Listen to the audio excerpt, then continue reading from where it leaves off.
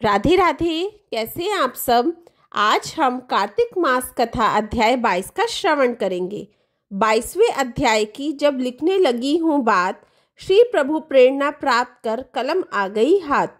राजा पृथु ने नारद जी से पूछा, हे देव ऋषि, कृपा अब आप मुझे ये बताइए कि वृंदा को मोहित करके विष्णु जी ने क्या किया और फिर वह कहाँ गए। जब देवता स्तुति कर मौन हो गए तब शंकर जी ने सब देवताओं से कहा, हे ब्रह्मादिक देवताओं, जलंधर तो मेरा ही अंश था, उसे मैंने तुम्हारे लिए नहीं मारा है, यह मेरी संसारिक लीला थी। फिर भी आप लोग सत्य कहिए कि इससे आप सुखी हुए या नहीं। तब ब्रह्मादिक देवताओं के नेत्र हर्ष से खिल गए और उन्होंने शिव जी को प्रणाम कर विष्णु जी का सब यह वृतांत कह सुनाया, जो उन्होंने बड़े प्रयत्न से वृंदा को मोहित किया था तथा वह अग्नि में प्रवेश कर परम गति को प्राप्त हुई थी। देवताओं ने यह भी कहा कि तभी से वृंदा की सुंदरता पर मोहित हुए विष्णु जी उनकी चिता की राख लपेट इधर उधर घूमते हैं।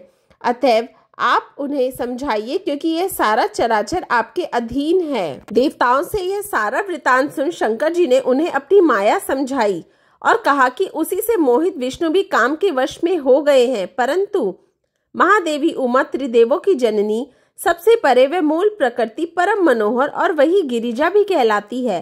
अतएव विष्णु का मोह दूर करने के लिए आप सब उनकी शरण में जाइए। शंकर जी की आज्ञा से सब देवता मूल प्रकृति को प्रसन्न करने चले। उनके स्थान पर पहुंचकर उनकी बड़ी स्तुति करी। तब यह आकाशवाणी हुई कि हे देवताओं, मैं ही 3 प्रकार से तीनों गुणों से पृथक होकर स्थित सत्य गुण से गौरा, रजोगुण से लक्ष्मी और तमोगुण से ज्योति रूप हूँ। अतएव अब आप लोग मेरी रक्षा के लिए उन देवियों के पास जाओ, तो वे तुम्हारे मनोरथों को पूर्ण कर देंगी। यह सब सुन के देवता भगवती के वाक्यों का आदर करते हुए गौरी, लक्ष्मी और सरस्वती को प्रणाम करने लगे। सब देवताओं ने भक्ति पूर्वक उन सब देवियों की प्रार्थना करी। उस स्तुति से तीनों देवियां प्रकट हो गई।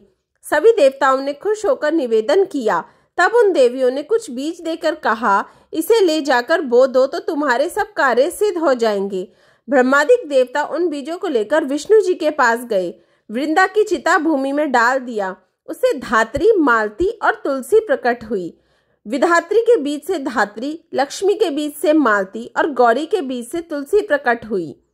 विष्णु जी ने ज्यों ही उन स्त्री रूप वाली वनस्पतियों को देखा तो वे उठ बैठे।